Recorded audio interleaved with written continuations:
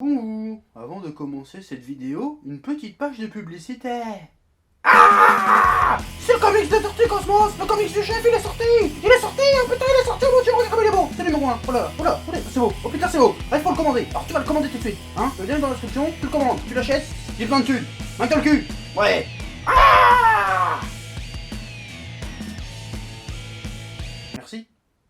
Salutations tête de nain, je suis le chef et bienvenue dans Menu Popcorn, l'émission qui parle de films, d'adaptations, de séries et d'autres trucs. Hein, aujourd'hui on va parler de séries d'ailleurs. D'ailleurs je vais peut-être parler plus souvent de séries parce que j'aime bien les séries. Ouais. Bon, il y en a encore qui vont faire chier en disant « Oh mais ça parle pas de manga !» Eh ben tu sais quoi, ta mère non plus parle pas de manga, ça m'empêche pas de la niquer. Pardon, ouais, je sais pas ce qui m'a pris là, j'ai été un petit peu violent de manière inutile.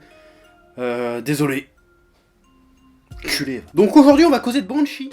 Ouais. Banshee est une série télévisée américaine en 38 épisodes d'environ 45 minutes répartis sur 4 saisons, créée par les scénaristes et écrivains Jonathan Tropper et David Schickler, qui en sont également producteurs aux côtés d'Alan Ball, Greg Yaltanis et de Peter McDessie. En France, depuis février 2014, c'est sur Canal+ série. Mais tout ça, on s'en bat littéralement les couilles parce qu'en 2016, plus personne regarde ces séries à la télé, quoi. Non mais attends. D'ailleurs, j'ai pompé cette présentation sur Wikipédia, mais tu sais quoi? Ta mère au ciel m'a pompé. Je suis désolé là, je sais pas pourquoi je suis violent comme ça aujourd'hui, je crois que c'est mon gène de la bonne humeur était dans les cheveux. Je sais pas. Pardon. Bon et là tu te demandes de quoi ça parle. Bah je vais te le dire.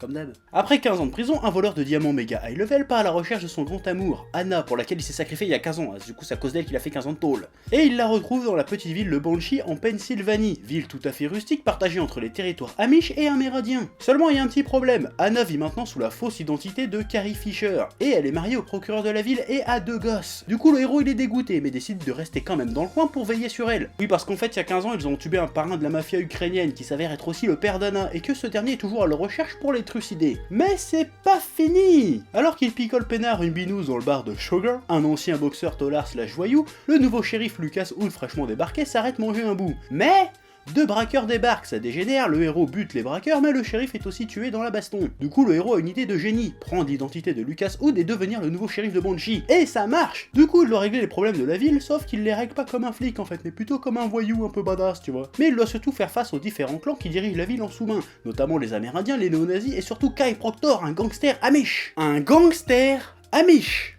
Un putain de gangster Amish. Hein, le peuple le plus pacifique de la Terre. C'est un petit peu comme si tu voyais Charlie Ingalls dealer de l'héroïne. C'est dingue. Bon après je sais très bien que Charlie Ingalls c'est pas un ami, je me casse pas les couilles. C'est pour la métaphore. Ta gueule. Bref, pourquoi je te cause de cette série? Parce que je trouve qu'elle trouve le cul d'une puissance cosmique, voilà pourquoi. Je la kiffe parce que déjà c'est une bonne série d'action à l'ancienne, putain. Il y a des putains de bastons mano à mano de bonhommes, des fusillades, des explosions, de l'hémoglobine, sans parler du suspense de ouf tout au long de la série. Le tout saupoudré de punchline qui claque et servi par une réalisation nerveuse. Putain, rien que d'en parler, j'ai une poussée d'adrénaline. Et il y a pas mal de scènes de cul aussi. Ouais, elles sont bien. D'ailleurs, je précise que la plupart des épisodes sont déconseillés au moins de 16 ans. Quand même. C'est pas pour rien. Ouais. Et les personnages sont vraiment excellents. Le héros est interprété par Anthony Starr. Ouais, ce nom se dit certainement rien, parce que le gars, il a surtout fait des petits rôles dans sa carrière. Mais il a joué dans Xena la guerrière. Xena la putain de princesse guerrière. Cette série, elle est trop énorme. Un jour, j'en parlerai parce que ça déchire. Avec Lucy Lawless et tout, là. Ah, moi, je suis fan de Xena, attention. Ça rigole pas là. Le mec est trop badass de ouf, il te règle n'importe quel problème armé de ses 2 poings et d'une solide paire de couilles. Le gars il a pas le temps de niaiser. Pas le temps de niaiser. Et en plus on connaît pas son putain de vrai nom bigre. Même à la fin de la série tu sais pas comment il s'appelle le mec. C'est un mystère, c'est ouf. Mais c'est pas juste un perso badass, c'est un mec meurtri qui a perdu 15 ans de sa vie au trou et qui a quelque part tout perdu. Et qui s'accroche à ce rôle de shérif pour ne pas sombrer. C'est un mec paumé au fond mais qui fait quand même face avec fougue à toutes les emmerdes qui lui arrivent sur la gueule. Et ça c'est beau. Il y a aussi Job, un hacker coréen travesti qui en plus d'être drôle et cynique nous prouve que c'est pas parce que t'aimes te maquiller que t'es pas un putain de bonhomme. Ouais. Il y a Sugar, ou Sugar, le vieux sage, le guide, vieux boxeur aussi attachant que bien burné. Anna, qui est sans aucun doute aussi pété dans sa tête que le héros, partagé entre ses 2 familles, son mari, ses enfants et sa bande de malfrats. Ouais. Puis il y a surtout Kai Proctor. Déjà rien que le nom, il vend du rêve, on dirait un méchant de dessin animé, putain. Bon, je sais ce que tu dis quand tu vois sa gueule. Qu'est-ce que c'est que ce nain hollandais? On dirait Dave. Je te parle pas du gars d'Histoire Bref, je te parle du chanteur hollandais là. Ouais, tu te dis qu'il est ridicule, mais non. Faut pas le faire chier, celui-là, c'est un psychopathe high level.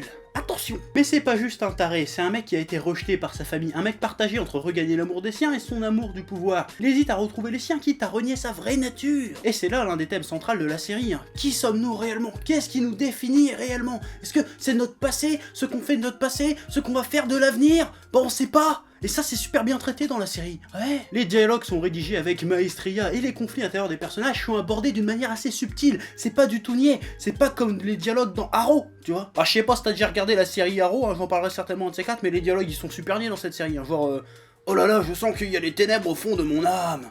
Mais non, il y a aussi la lumière au fond de ton âme. Oui.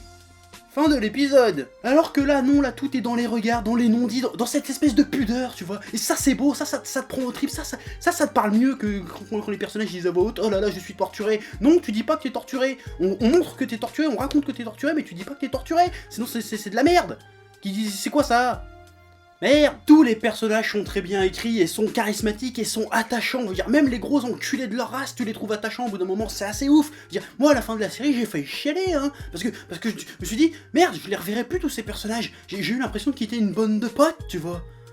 Et c'est beau ça. L'autre point fort de la série, c'est vraiment son univers. La série parvient à créer sa propre mythologie tellement les histoires des persos sont riches. D'ailleurs, ils ont même fait Banshee Origins, une petite web-série avec des épisodes très courts qui racontent le passé des personnages. Et il y a de quoi faire, entre les néo-nazis, les amérindiens, les amish, les ukrainiens et tutti quanti, il y en a des histoires à raconter. Et sinon, je t'ai dit qu'il y avait des bastons de ouf et pas mal de scènes de cul aussi?